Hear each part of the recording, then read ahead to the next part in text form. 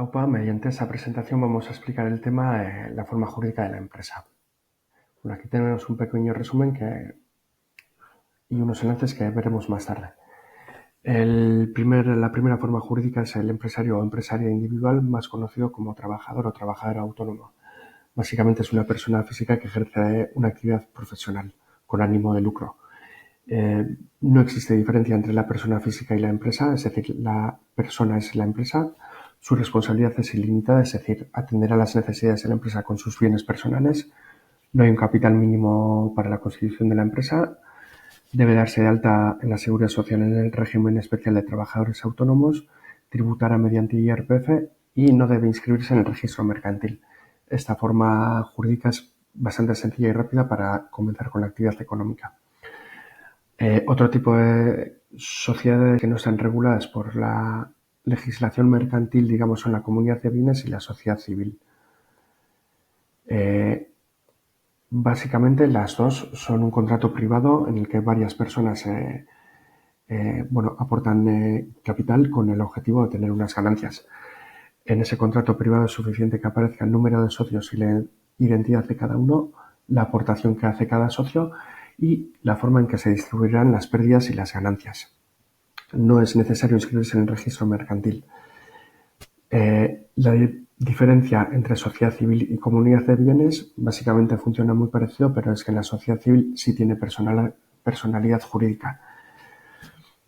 Bien, siguiendo, vamos a ver las sociedades mercantiles. En este caso sí deben constituirse en escritura pública y deben inscribirse en el registro mercantil.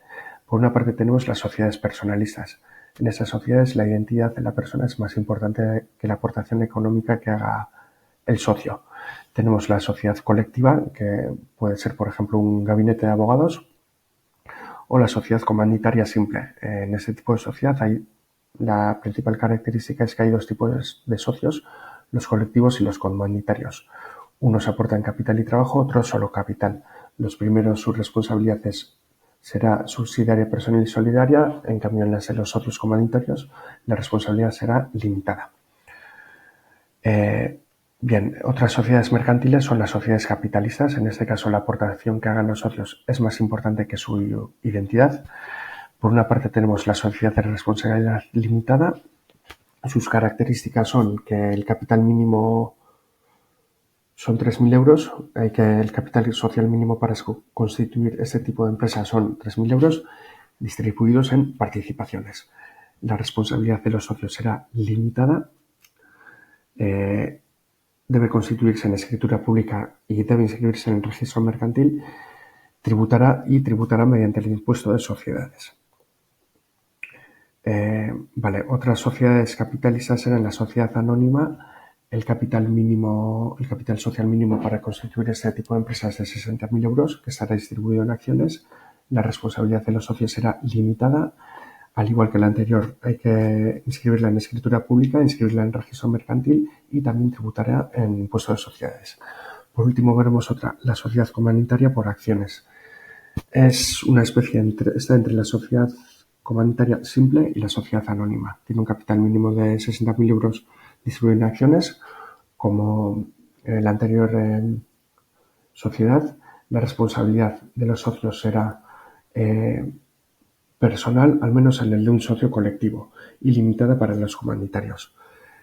Y la administración de la sociedad, estará a cargo de los socios colectivos.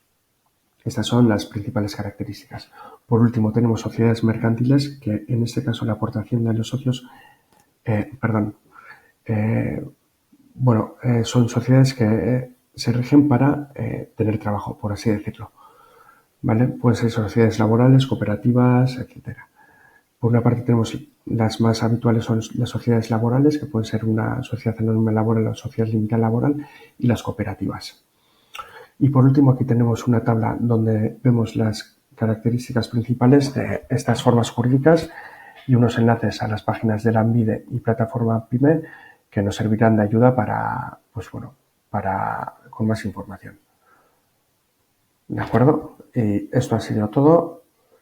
Hurrengo arte.